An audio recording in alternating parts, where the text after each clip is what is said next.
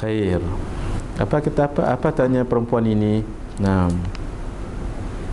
bahawasanya fardu Allah ke atas hamba-Nya pada mengerjakan haji pada waktu berapa dalam keadaan sudah berusia tua. nah, Ia tiada tetap di atas kenderaan. nah. Kemudian maka apakah aku boleh mengerjakan haji gantinya? Baik, maksudnya ayahnya itu sudah tua sangat. Nah, bila tua sangat naik kenderaan, tahu sahaja lah hentom zaman dahulu, kalau tidak unta keldai. Itu sahaja yang kuat ketika itu. Jadi orang tua takut tergolek, takut jatuh. Lagu mana? Naam. Apakah aku akan menggantikan hajinya? Naam. Berkata Rasulullah Sallallahu alaihi wasallam. Ya, dan yang demikian itu adalah pada haji wada. Baik, peristiwa ini berlaku pada Hajjatul Wada'. Jadi bermakna boleh tidak boleh? Jawabnya boleh, tetapi orang yang nak menggantikan haji itu hendaklah dahulu dia menghajikan dirinya sendiri. Orang yang nak mengerjakan haji badal itu haji ganti pada orang lain. Dalam riwayat yang lain, seorang perempuan juga meninggal akan ibunya. Maka beliau mengatakan, fatahujju laha, apakah aku akan menghajikannya juga? Maka Nabi SAW mengatakan, fadainullahi ahaqqu an yuqda, hutang kepada Allah itu lebih layak untuk ditunaikan. Maka orang yang belum lagi menyempurnakan rukun Islamnya, belum lagi mengerjakan haji, demikian puasa, boleh diqadakkan. Macam mana? Gantikan dengan orang yang masih hidup. Tapi syarat, orang yang nak melakukannya mesti dahulu telah melakukannya, barulah boleh melakukan untuk orang lain. Perbahasan ini bukan hanya kepada haji, malah setengah ulama mengatakan dalam bab puasa itu memang jelas boleh diqadakkan ataupun digantikan satu hari dengan satu mud beras, dengan bilangan 1 kilogram beras boleh dibagikan kepada orang fakir dan miskin. Tapi dalam bab sembahyang boleh tidak? Dalam bab sembahyang ini khilaf ulama. Khilaf ulama. Ada yang mengatakan boleh, ada yang mengatakan tidak boleh. Jumhur mengatakan tidak boleh sebab dia ibadah nafsiyah, ibadah sendiri. Kalau ibadah haji boleh melibatkan orang lain, demikian juga ibadah-ibadah lain, umpamanya puasa. Sembahyang 2 rakaat sunat ihram. An Umar yaqul sami'tu an-nabiy sallallahu alaihi wa alihi wa sahbihi wasallam biwadi al-atiq yaqul atani al-laylata atin min rabbi faqala salli bihadha al-wadi al-mubarak wa qul umratan fi hajjatin. Dari Umar radhiyallahu anhu berkata, aku mendengar junjungan Rasulullah sallallahu alaihi wasallam di Wadi Al-Atiq. Dia bersabda, telah datang kepada aku semalam oleh yang datang dari Tuhanku. Yang datang ni siapa? Jibril alaihi salam.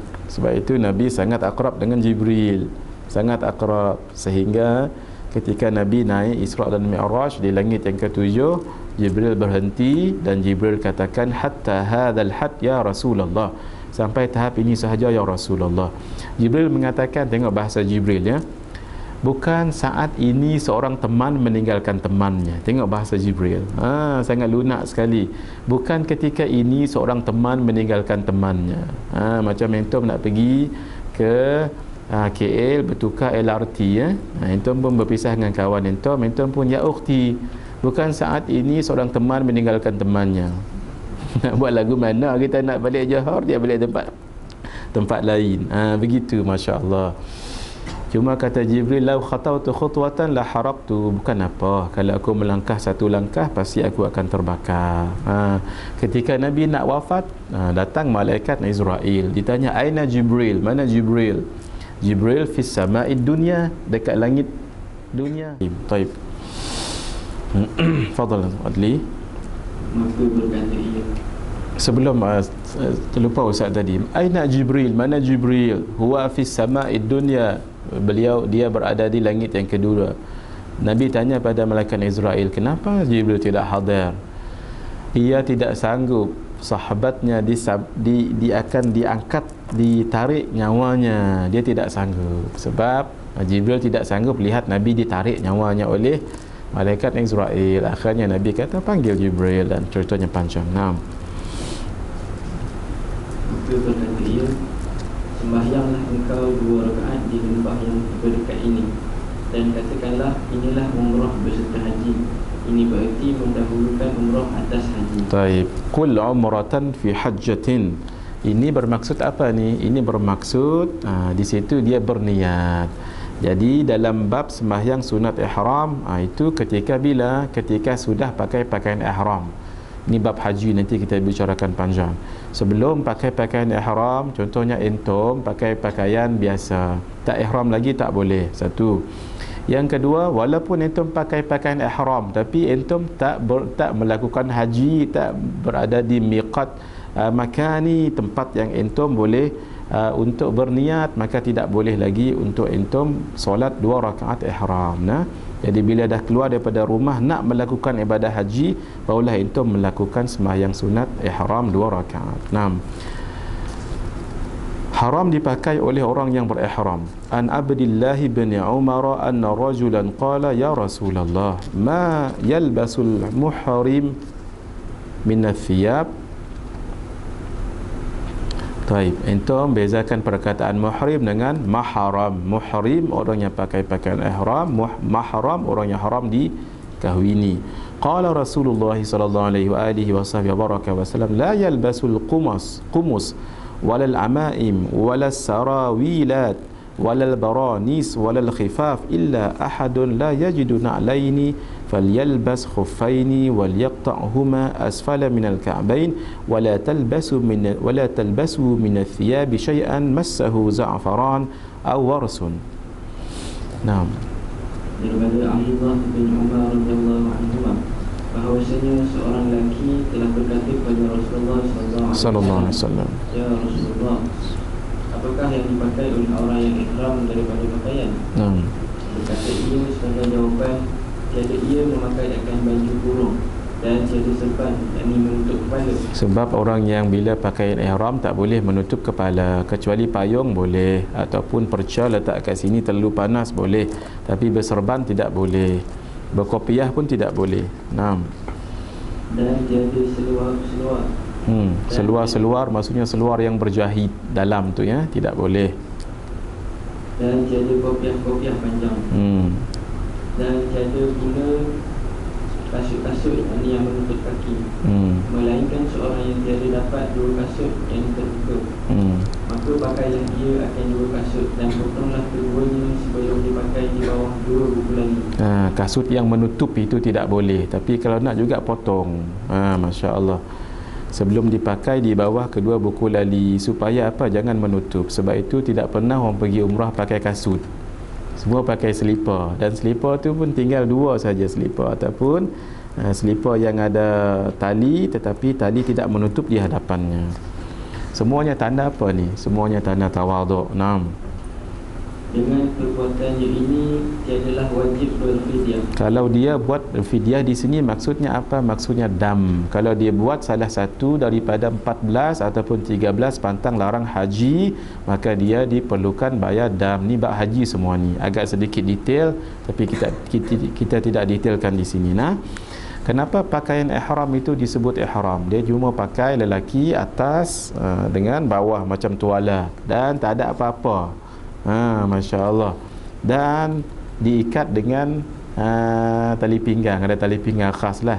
Sangat bahaya sekali kalau dia jatuh. Sangat bahaya sekali. Ada cerita dululah, wallahu alam betul ke tidak ni, ustaz kami yang cerita. Masya Allah, tabarakallah. Cerita dekat jamrah. Maka orang tanya, apa tujuan orang melontar jamrah? Tujuannya ialah astagfirullahalazim, untuk melontar syaitan. Masya Allah. Khair.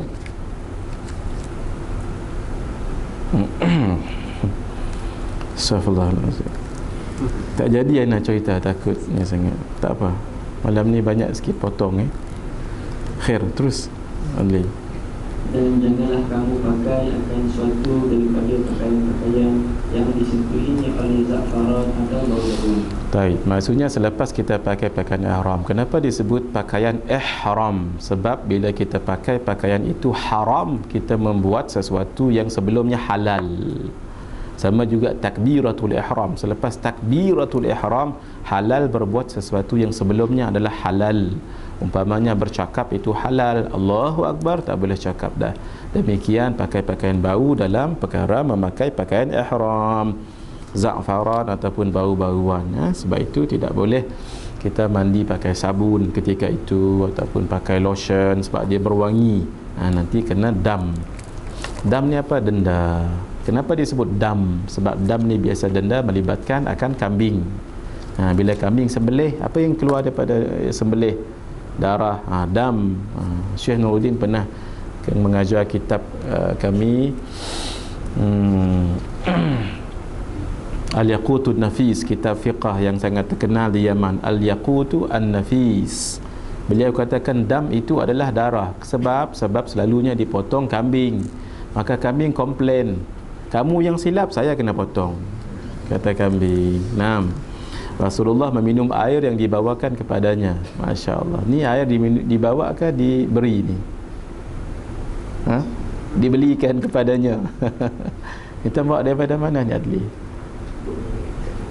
Kat luar saja. Ya Allah, Nabi bawa daripada jauh. Masya Allah. Nanti ente melihat ni kenapa? Sebab itu sunat kita perap air. Air tu perapkan. Lepas isyak ni perap air, mineral ke apa ke. Bila minum, esok pagi minum. Sebab entum lebih tahu yang belajar sains. Dia mineral dia apa semua yang dalam air ni dia akan mendap ke bawah. Bila mendap ke bawah, dia akan jadi atas ni manis yang asli. Sebab itu bila kita minum awal pagi sedap air. Syarat naklah ditutup bila entum tidur nanti. Kalau tidak diminum orang. Yang kedua, nanti dimasuk syaitan. Ya. Nanti entum merasa entum beli air ataupun tadah air daripada mana-mana tempat, minum pagi esok, manisnya lain. Sebab itu hairan, tak ada apa-apa, ada semut. Sampai kat rumah dia ada apa tu? Water apa tu? Apa nama water tu? Kat rumah mana ada tu? Tekan keluar air, tekan keluar air. Water? Dispenser. Dispenser. Tapi satu lagi yang Bayoyang tu. Yang mahal tu. Tekan keluar air. Tapi ada semut kat situ. Ana pun hairan Rupanya memang masya-Allah tabarakallah. Baik. Ani bin Abbas anna Rasulullah sallallahu alaihi wa alihi wasallam jaa ila siqayati fastasqa faqala al-Abbas ya Fadl idhhab ila ummik fa'ti Rasulullah sallallahu alaihi wa alihi wasallam bi sharabin min indha faqala isqini faqala ya Rasulullah innahum yaj'aluna aydiyahum fi qala isqini fashariba minhu thumma ata zamzama ni zamzam ni dan nama zamzam kat sini thumma ata zamzama wa hum yasquna wa ya'maluna fiha فقال اعملوا فإنكم على عمل صالح ثم قال لولا أن تغلبوا لنزلت حتى أضع الحبل على هذه يعني عاتقة وأشار إلى عاتقه ما شاء الله. نعم. Daripada Abu Abbas radhiyallahu anhu bahawasanya Rasulullah sallallahu alaihi wasallam telah datang kepada tempat minuman air, maka ia meminta minuman. Ini bermakna apa? Tidak salah untuk kita minta minuman. Tidak salah sebab Nabi pun minta minuman. Fastasqa. Kalau minta nasihat fastansaha. Kalau perkataan istaf'ala itu maksudnya minta. Istaghfara untuk minta ampun. Istafta meminta fatwa. Istasqa meminta suqyah, meminta minuman. Ini untuk orang belajar bahasa Arab ni. Kalau istaf'ala itu bermakna minta. Istaghfara minta ampun pada Allah. Istansaha meminta nasihat. Ini orang mengaji saraf dalam bahasa Arab. Maka perkataan Abbas yang baru sahaja. Ya Fadl Ibnu Abbas. Ini saudara kepada Abdullah bin Abbas. pergilah kepada ibu engkau, yakni Lubabah binti Al-Harith Al-Hilaliyah. Maka datang bawakan kepada Rasulullah SAW dengan minuman daripada sisinya. Maksudnya yang ada dekat rumahnya. Masya Allah, ni datang jauh ni. Lalu ia bersabda, minumkanlah aku. Maka ia berkata, ya Rasulullah, bahawasanya mereka itu mencelupkan tangan-tangan mereka di dalamnya. Ia bersabda, berilah aku minum. Tidak mengapa walaupun dia celup tangan di dalamnya. Masya Allah. Lalu minum ia daripadanya dengan tawaduk. Dengan demikian Rasulullah SAW menunjukkan bahawa asal air itu bersih. Sebab itu kalau kita lihat setengah masyayikh kita selepas mereka baca akan bacaan di sini, apa mereka buat, sama ada dia minum sedikit ataupun dia ambil tangan letak kat sini. Kalau Habib Zain dibuka di sini, letak kat tangan satu-satu. Kalau Baba Zaid yang anda lihat beliau pernah buat, dia letak tangan kat sini. Kocak tu Ana buat, dia tunjuk saja macam ni. Ana pun kalau buat, kalau orang berhajat lah, bukan bomoh lah. Syekh Baba Adis ni tak mau dia gelar bomoh. Dia Ustaz pernah dengar dia mengubat orang. Dia pernah sebut dengan Ustaz dengan jelas. Ustaz sendiri dengar. Dia kata Baba tak suka orang panggil Baba bomoh. Tak suka dia. Pasal tu kalau dia klik Kelantan, Amar dok mai pakai Amar main bak botol dia kata. Baba tak suka. Dia pas orang petani kan. Masya Allah. Kita belajar daripada para masyayikh. Kalau tak, Ana tak tahu juga ilmu bomoh ni, tapi beliau antara yang ajar Ustaz ilmu mengubat orang. Tapi jangan anggap Ana bomoh ni. Saya lagi penuh Ustaz. Betul-betul. Khair. Kemudian itu ia datang daripada Telaga Zamzam, dan mereka sedang membeli minum dan bekerja mengeluarkan airnya. Nabi lepas minum air tadi, Nabi pergi ke Telaga Zamzam. Masya Allah. Ia bersabda, bekerjalah kamu kerana bahawasanya kamu adalah di atas pekerjaan yang baik. Sebab ketika itu, ketika haji memang ditugaskan Al-Abbas ini untuk orang-orang ketika itu pekerja-pekerja bagi minum air kepada orang yang datang minum dan nak datang kehausan minum air Zamzam. Masya Allah. Sekarang tidak perlu lagi sebab Telaga Zamzam yang atas tu sudah ditutup, telaga masih ada lagi lah, tapi sudah disimenkan dan kita boleh minum air dekat tong-tong Zamzam itu. Sunat kalau minum air Zamzam berdiri dan menghadap kiblat dan niat apa yang kita nak minum. Ma'u Zamzam lima syuribalah. Ma' Zamzam itu air Zamzam ikut apa yang kita niatkan. Hanya air Zamzam sahaja yang sunat untuk minum berdiri. Adapun yang lain tetap sunat kita minum duduk. Riwayat yang lain pernah Nabi minum berdiri, tetapi dibahaskan ulama kemungkinan Nabi berebut dan sebagainya. Tetapi pernah juga minum dalam kitab Syama'il, Nabi pernah minum air wuduk berdiri. Air wuduk tu berdiri, maksudnya yang bekas-bekas ni dekat tangan ada lagi air, ataupun air yang digunakan berwuduk dalam bekas, Nabi minum berdiri. Cuma dua air sahaja, air wuduk dengan air Zamzam. Air lain tetap minum duduk. Ana nak nasihat entom. Ini ana tengok, ana perasan tengok kadang-kadang ustaz sekalipun, lecturer sekalipun, kalau dalam seminar, kenapa perlu minum berdiri angkat begini? Ana tak boleh. Kalau ana mesti cari tempat biar ana duduk bawa ana minum. Tapi setengahnya, ya Allah, ustaz ni janggut lebat, masya-Allah. Ini bukan akhlak orang Islam.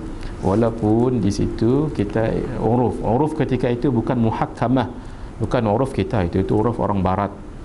Kerana itu usahakan itu carilah mana-mana tempat. Memang setengah seminar memang sengaja ikut cara orang barat ya. Tak ada tempat untuk minum, duduk minumlah. Fadal. Iaitu mengeluarkan airnya. Kemudian ia bersabda lagi, maksudnya yang buat pekerjaan sebegini pekerjaan yang baik. Kalau di Mekah heran yang melihat. Kita tak cerita Wahabi tak Wahabi ni. Kalau dalam bab ya Allah infak ni sabil dia panggil, sabil maksudnya percuma. Ustaz sudah berpengalaman kalau di Makkah Madinah, kalau hari Isnin dengan Jumaat waktu buka puasa tu, ya Allah, memang mereka karim sekali. Karim ni sangat memuliakan orang. Kita tak perlu risau dah, duduk saja dekat masjid Makkah ataupun Madinah, dalam masjid mesti ada makan, paling kurang buah kurma, paling kurang. Kalau roti Arab tu main lempar je, kalau yang besar-besar, kadang-kadang syekh jutawan tu sendiri yang patah-patah bagi, Masya Allah, luar biasa dermawan mereka. Kadang-kadang ditariknya, memang anda lihat sendiri, ada ditugaskan seorang agak muda sikit, ditarik, duduk tempat kami. Masya Allah. Kalau kita tempat lain je, tempat lain, sebab dia nak ambil lebih. Tidak ada ithar wa yu'thiruna ala anfusihim walau kana bihim khasasah. Kemudian dia bersabda lagi, kalau tidak kerana ditakuti dikalahkan kamu, tentulah aku turun daripada kenderaanku hingga aku meletakkan tali untuk tempat isi air atas ini, iaitu atas tengkuknya, dan dia memberi isyarat kepada tengkuknya. Bukan tengkuk orang ni, tengkuk timba, nanti minta ingat tengkuk orang pula. Tengkuk tinggal. Nak katakan Nabi nak juga, tapi oleh kerana mereka dah ada tugasan, Nabi ada tugasan lain, tidak mengapa. Karena itulah bila entum melihat para masyayikh ataupun siapa sahaja yang tidak menolong entum, jangan entum terasa hati.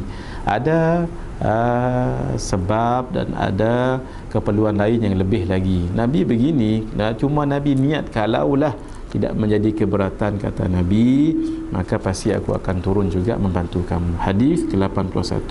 Kita banyak baca hadis sikit, sebab anda mengenang Baba Zid. Baba Zid selalu pesan. Antara pesanannya terakhir pada ustaz, beliau kata, Baba mimpi jumpa Nabi sallallahu alaihi wasallam setelah bersalawat al-azimiyah 1000 kali. Bawa sini kejap, bekal akhirat. Siapa yang belum beramal ni, malam ni saya ijazahkan. Bismillahirrahmanirrahim. Salawat al-azimiyah. Kata guru kami Syekh Ahmad Fahmi Zamzam, siapa nak mimpi jumpa Nabi, salawat al-azimiyah ni sangat mujarrab. Nanti boleh photostat ni, salawat al-azimiyah. Ada sini ke tidak?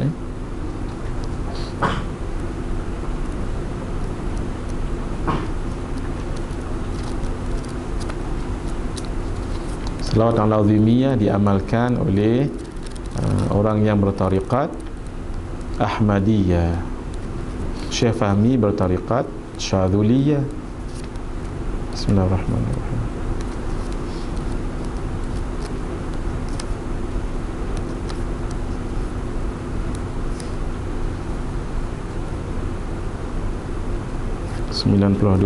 Bismillahirrahmanirrahim. Anda baca untuk entom, nanti entom dapat ijazahnya. Bismillahirrahmanirrahim. اللهم إني أسألك بنور وجه الله العظيم الذي ملأ أركان عرش الله العظيم وقامت به عوالم الله العظيم أن تصلي على سيدنا محمد ذي القدر العظيم وعلى آله نبي الله العظيم وعلى آل نبي الله العظيم بقدر عظمة ذات الله العظيم في كل لمحة ونفس عدد ما في علم الله العظيم صلاة دائمة بدوام الله العظيم تعظيما لحقك يا مولانا يا محمد يا ذا الخلق العظيم وسلم عليه وعلى آله مثل ذلك واجمع بيني وبينه كما جمعت بين الروح والنفس ظاهرا وباطنا يقظة ومناما واجعله يا رب روحا لذاتي من جميع الوجوه في الدنيا قبل الآخرة يا عظيم. Salawat ini dipanggil Al-Azim sebab belakangnya semua Al-Azim. Beliau katakan, Baba Zid cerita dengan ustaz, dia katakan bila beliau bersalawat Al-Azimnya 1000 kali datang Nabi datang dalam mimpi. Beliau katakan suruh pesan kepada para ustaz dan pendakwah banyak membaca hadis Nabi. Itu beliau pesan. Jadi ketika kami ramai-ramai ini, beliau sebut itu, ternyata beliau lihat ustaz. Dia kata, Ustaz Mahathir banyakkan baca hadis. Begitu. Apa yang kita ceramah kan sebut hadis, apa yang kita bacakan sebut hadis. Malam ni kita mudah-mudahan kita ikut nasihat beliau, lebihkan baca hadis malam ini insya-Allah. An Abdullah qala ما رأيت رسول الله صلى الله عليه وآله وصحبه وسلم صلى صلاة بغير ميقاتها إلا صلاتين جمع بين المغرب والعشاء وصلى الفجر قبل ميقاتها وذلك في الحج. Daripada Abdullah radhiyallahu anhu, dia berkata, aku tiada pernah melihat Rasulullah sallallahu alaihi wasallam sembahyang suatu sembahyang di dalam lain waktu-waktunya yang biasa, melainkan dua sembahyang yang ia jumpunkan di antara sembahyang maghrib dan isyak, iaitu ditakhirkan sembahyang maghrib kepada waktu isyak. Nah, apa maksud takhir? Takhir ni dilambatkan. Maghrib dengan isyak sembahyang dalam waktu isyak. Zuhur dengan asar sembahyang waktu asar. Nah. Dan segera sembahyang subuh sebelum waktu yang biasa dilakukannya. Disegerakan Rasulullah SAW itu untuk mencepatkan kerja haji, dan bukan maknanya yang junjungan SAW sembahyang sebelum masuk waktu subuh. Yang demikian ini adalah berlaku pada masa menunaikan haji. Sebab haji banyak pekerjaan lain yang harus disegerakan. Jadi bukan bermaksud sembahyang sebelum waktunya. Sembahyang sebelum waktu hukumnya batal, sebab syarat sah sembahyang itu adalah masuk waktu. Jadi kalau tak masuk waktu tetap tidak sah, sebab idan tafasyartu fantafal masyrutu. Bila hilang akan syaratnya maka hilang yang disyaratkan. Nah, persoalan sembahyang jamak itu bolehkah selain daripada musafir? Maka dijawab boleh selain daripada musafir, antaranya sakit. Sakit apa? Orang itu sakit umpamanya memang berat sangat, maka dibolehkan sembahyang jamak, tapi tidak boleh qasar. Mesti sembahyang jamak, tidak boleh qasar. Contoh, sembahyang dia duduk, dia tak larat sangat-sangat dan boleh menyebabkan pengsan. Umpamanya waktu zuhur dia sedar, maka dia sembahyang zuhur 4 rakaat, terus sembahyang asar 4 rakaat, tapi tidak boleh di jamak. Yang kedua, waktu hujan, tidak boleh diqasarkan. Yang kedua, waktu hujan boleh. Tapi sekarang ulama katakan tidak ada lagi illah hujan itu, sebab semua dah ada kenderaan, kecuali memang orang tak ada kenderaan di kampung, dan hujan semata-mata, dan hujan sahaja, tidak ada tak hujan. Di Malaysia dah hampir mustahil perkara itu. Nah, bersedekah dengan kain pelapis unta dan kulit-kulitnya. Ya Allah. An Ali radhiyallahu taala anhu, boleh juga disebut karramallahu wajhah, qala amarani Rasulullah sallallahu alaihi wa alihi wasallam an atasaddaqa bi jilalil budni allati nahartu bi juludiha wa bi juludiha. Daripada Sayyidina Ali radhiyallahu anhu karramallahu wajhah, dia berkata, telah menyuruh aku oleh Rasulullah SAW. Siapa yang menyuruh? Nabi menyuruh, bukan Rasulullah, bukan Ali yang menyuruh, Nabi. Naam.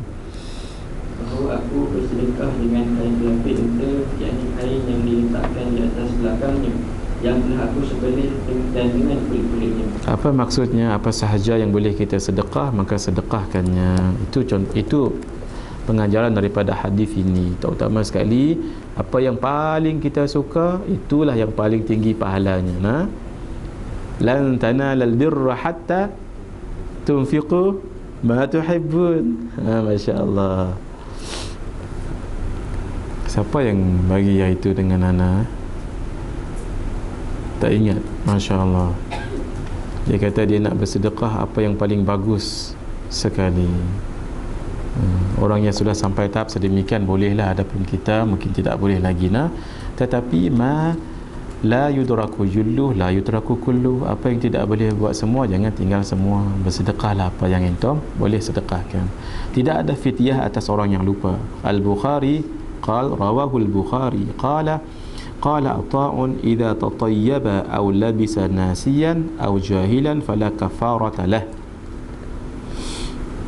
Kata Imam Bukhari dan berkata apabila berbauan atau memakai orang yang berihram dengan lupa atau jahil, maka tiadalah ada fidyah atasnya. Kita katakan bahawa orang yang kena dam itu bila dia meletakkan di pakaiannya bau-bauan, tapi kalau dia letak dalam keadaan lupa, ikut mazhab ini tidak perlu bayar dam.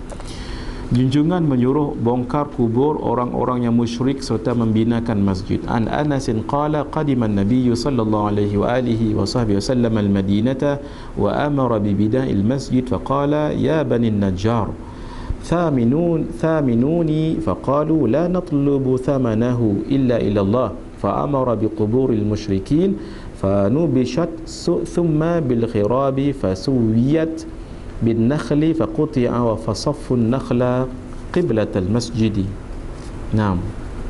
Daripada Sayyidina Anas radhiyallahu anhu, ia berkata, telah datang junjungan Nabi sallallahu alaihi wasallam ke Madinah dan ia menyuruh dengan membinakan masjid. Ini ketika Nabi hadir datang awal ke Madinah dalam peristiwa hijrah. Nah, maka berkata ia, wahai Bani An-Najjar. Bani An-Najjar juga adalah keturunan yang di situ banyak pak saudara Nabi. Bani An-Najjar itu. Tujuan Sayyidatuna Aminah membawa Ummu Aiman dan Nabi ketika itu umur 6 tahun di Madinah ketika itu nak menziarahi keluarga-keluarga Nabi daripada Bani Najjar dekat Madinah. Naam. Janjikan harganya kepada aku. Maksudnya beliau nak beli dan bagi harga. Lalu berkata mereka, tiada kami tutupi harganya kecuali kepada Allah. Naam. Kemudian ia menyuruh yang dibongkar kubur-kubur orang musyrik, lalu dikorek dan binaan-binaan yang runtuh roboh, lalu diratakan dan memotong pokok tamar, lalu ditebang. Ini menunjukkan boleh dikorek kubur itu. Sebahagian ulama mengatakan boleh dikorek kubur kalau di atasnya nak dibuat pembangunan. Itulah yang dibuat oleh orang Malaysia dan ulama-ulama kebanyakannya membolehkannya. Syekh Nuruddin kami buat satu kitab kutub khas tentang hukum membongkar kubur itu. Boleh tidak boleh. Karena itu kalau kubur itu dibina di tanah sendiri tidak mengapa. Contohnya Syekh Baba Abdul Aziz, beliau meninggal dan dikuburkan di rumahnya.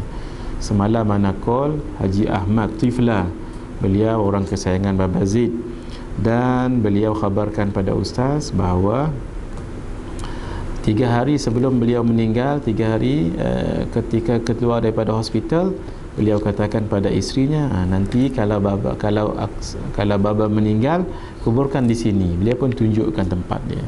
Di mana depan rumah beliau sendiri. Masya-Allah.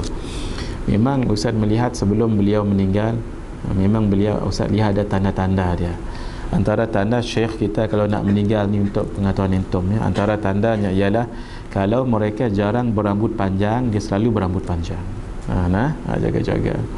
Sebab apa? Ni beliau sendiri sebut ni. Sebab kadang-kadang syekh kita ni rambut panjang ni rimas rambut panjang ni.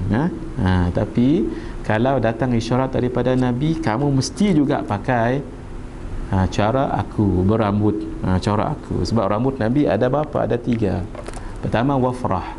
Wafrah ni rambut dekat depan ni ditarik, dia sampai ke tengah telinga ataupun sampai ke cuping telinga, ni namanya wafrah. Kemudian ada namanya Allahumma salli ala sayyidina Muhammad, limmah, bukan limah. Limah ni balik kampung. Masya-Allah. Mak limah balik kampung kan? Masya-Allah. Limmah ini ialah rambut tengah paha, tengah tengkuk. Mohon maaf. Tengah paha tu panjang sangat. Tengah tengkuk. Masya-Allah. Ada satu lagi namanya jummah. Pertama wafrah. Sini wafrah. Tarik kat sini. Bukan rambut dekat sini, bukan rambut tengah telinga. Hadah kalau rambut tengah telinga, betul tak? Ni tarik kat sini apa Nabi cantik. Tu namanya wafrah. Kemudian limmah, tengah tengkuk. Satu lagi jummah. Ni jummah. Rambut sampai ke sini. Masya-Allah. Rambut Nabi 3. Mana satu yang betul ini Ustaz? Semua betul. Sebab rambut dia boleh panjang dan boleh pendek. Kalau antum nak berambut, rambut cara Nabi. Masya-Allah. Khair. Kemudian mereka bariskan batang-batang tamar itu yang menjadi sebagai tetap masjid. Masya-Allah, tabarakallah. Nanti antum lihat kupasan panjang di situ. Kita pendek-pendekkan sahaja. Kedatangan Dajjal, hadza wa billahi taufiq.